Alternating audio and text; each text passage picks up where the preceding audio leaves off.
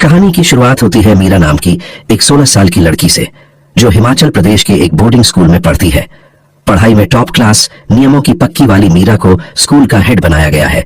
वो अपने साथियों की यूनिफॉर्म से लेकर उनके बिहेवियर तक पर टेढ़ी नजर रखती है, जैसे कि कोई स्कूल की ड्रेस ढंग से पहन रहा है या नहीं, कौन कहां घूम रहा है, किससे गप्पे मार रहा है वगैरह।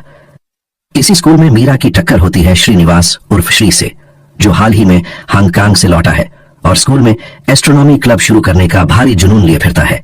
वो अपना पैम्फलेट नोटिस बोर्ड पर चिपकाने आता है और वो बोर्ड मीरा के जिम्मे था। बस यहीं से दोनों की पहली गपशप शुरू हो जाती है। मीरा गर्ल्स हॉस्टल में रहती थी, लेकिन उसका घर स्कूल के पास ही था, जहां उसकी मम्मी कभी कभार चक्कर लगा जाया करती थी। जब मम्मी घर पर होती तो मीरा हॉस्टल छोड़ घर पर ही ठहरती थी। एक दिन मीरा देखती है कि श्री टेलीस्कोप सेट कर रहा है। तारों और ग्रहों में उसकी दिलचस्पी जाग पड़ती है और वो रात में एस्ट्रोनॉमी क्लब ज्वाइन करने चली जाती है। जैसे ही मीरा टेलीस्कोप से आसमान निहार रही होती है, तभी मिस बंसल नाम की कड़क टीचर वहां टपक पड़ती है।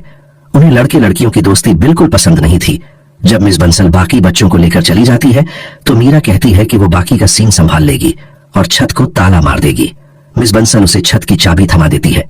ठंड के कारण मीरा और श्री एक ही कंबल में बैठते हैं और आपस में गप्पे लड़ा शुरू करते हैं। इस दौरान दोनों एक दूसरे के करीब आने लगते हैं। मीरा श्री को अपना नंबर देती है और कहती है, अगर मेरी मम्मी फोन उठाएं तो तुरंत कॉल काट देना भाई। जाते जाते श्री पूछता है, क्या मैं तुझे एक चुम्मी दे सकता हूं? मीरा थोड़ा झिझकती है, लेकिन फिर खुद ही उसके गाल पर एक हल्की सी चुम्मी जड़ देती है और शर्माकर वहां से दौड़ लेती है। अगली सुबह मीरा नहाने जाती है और मजाक में शीशे में खुद को देखकर प्रैक्टिस करती है, जैसे अगर चुम्मी हुई तो वो कैसे रिएक्ट करेगी। फिर खुद ही अपनी हरकत पर ठहाके मारने लगती है। मीरा स्कूल पहुंचती है, जहां मिस बंसल सभी सीनियर गर्ल्स को जमा करती है और प्रिया नाम की एक लड़की को चेयर पर बिठाती है। वो दिखाती है कि जब कोई सीढ़ियां चढ़ता है तो नीचे से स्कर्ट की लंबाई कैसी दिखती है। फिर वो मीरा को भी उसी चेयर पर खड़ा करती है, ताकि सबको समझाए कि स्कर्ट कितनी लंबी होनी चाहिए, ऊपर चढ़ाकर पहननी है, नीचे खिसकाकर नहीं।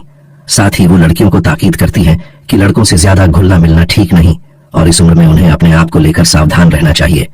मीरा अपने घर पर शीशे के सामने खड़ी अलग अलग हेयर स्टाइल आजमाती है, देखना चाहती है कि वो किस लुक में किलर लगेगी। तभी उसकी नजर अपने अंडर आर्म्स पर जाती है, जहां बाल उगे हुए हैं। बैकग्राउंड में म्यूजिक बज रहा होता है और उसी की धुन में मीरा झूमने लगती है, लेकिन जैसे ही उसकी मम्मी आती है वो रुक जाती है। मम्मी ने उसे डांस करते देख लिया होता है तो वो खुद भी नाचने लगती है ताकि मीरा साथ नाचे, पर मीरा बिल्कुल जोश में नहीं आती। दरअसल मीरा और उसकी मम्मी के बीच बातचीत कम ही होती थी, क्योंकि मम्मी का रवैया बड़ा सख्त था। मम्मी ही उसकी वैक्सिंग वगैरह करती थी।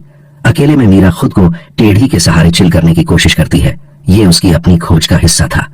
रात में मीरा श्री से छिपकर फोन